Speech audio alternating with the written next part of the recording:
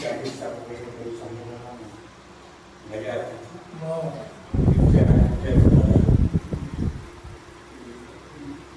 मेरी एक कविता है जो काफ़ी मंच से मैंने गाई है और काफ़ी लोगों के साथ।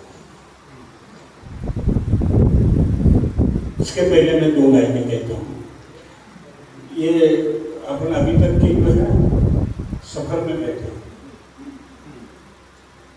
और ये सफर भूतकाल में परिवर्तित हो गया और वर्तमान सिर्फ छोटा सा बचा रहेगा आपके पास। कुछ क्षणों में आप सब लोग चले जाएंगे। सफर में निकले हैं हम, सफर में निकले हैं हम अतीत की गठड़िया बांध। सफर में निकले हैं हम अतीत की गठड़िया बांध। कोई यहाँ रुका, कोई वहां रुका, कौन जाने कल कहाँ रुका, कौन जाने। अभी मेरी मिसेस ने आके कविता कही और जब इसको मैंने पहले देखा था, अभी हम भी रोमांटिक मूड में आ गए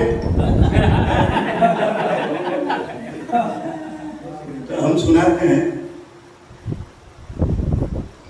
शालिनी, इसका नाम शालिनी है वैसे, इसको हमारे यहाँ पे विजय सर को मालूम। शालिनी 44, शालिनी 44 लाजरीच्या पाडावर लेणं लिहू। लाजरीचं पान माहिती, बोर्ड लावला तर की नाही समजू। शालिनी 44 लाजरीच्या पाडावर लेणं लिहून उठणाऱ्या तरंगात भी हरवशील। शालिनी 44 लाजरीच्या पाडावर उंचावलीचं लेणं लिहून थरथरणाऱ्या दवागत मीही थरथरलो। थरथरणाऱ्या दवागत मीही थरथरलो। उठणाऱ्या तरंगात तुही हरवशील म्हणून उठणाऱ्या तरंगात तुही हरवशील।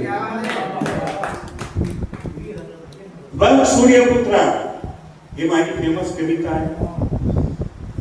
बघ सूर्यपुत्रा, ही वस्ती कुणाची, अरे गाव कुणाचं।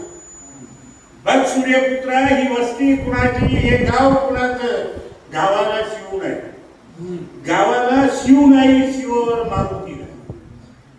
शिव्याने मर्यादा, गावाला शिव नाही, शिवावर मारुती नाही। अरे हा रस्ता असून दिसत नाही, रस्ता आहे रामायण महाभारत सारे धर्मग्रंथ। हा रस्ता असून दिसत नाही, हे दिवे असून जळत नाही। हा रस्ता असून दिसत नाही, हे दिवे असून जळत नाही। अरे इथे कोणाची आई नाही, कोणाची बहीण नाही।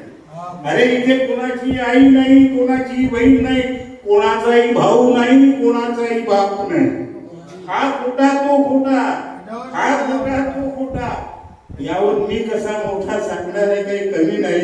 हे गाव माझं नाही, हे गाव माझं। कारण मी एका आध्यात्मिक गावामध्ये जगतो। माझं एक आध्यात्मिक गाव आहे आणि त्याचा मालिक सांगितलं आणि तुमचं सर्व प्रेम ते छोटस 2 गाव माझ्या बुटीत आहे, त्याचं नाव सायली। सायली गाव, तो एक प्रदेश आहे, ती एक संवेदना आहे आणि त्याच्यामध्ये जगत असताना तुमचं प्रेम हे उत्पोत भरलेलं असतं। एक पक्षी वाट पाहतो 4 घरे एकत्र येण्याची। एक पक्षी वाट पाहतो 4 घरे एकत्र येण्याची। पाय वाटेला सोबती ठेवून, पाय वाटेला सोबती ठेवून कच्च्या वयात वाढलेली वृक्षवेली मिठ्या मारून जीर्ण झाली। पाय वाटेला सोबती ठेवून कच्च्या वयात वाढलेली वृक्षवेली मिठ्या मारून जीर्ण झाली।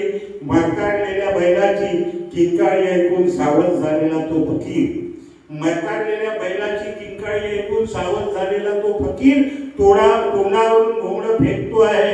मध्यरात्री तो पक्षी पहाटेची वाट बघतो आहे, पहाटेची वाट बघतो आहे।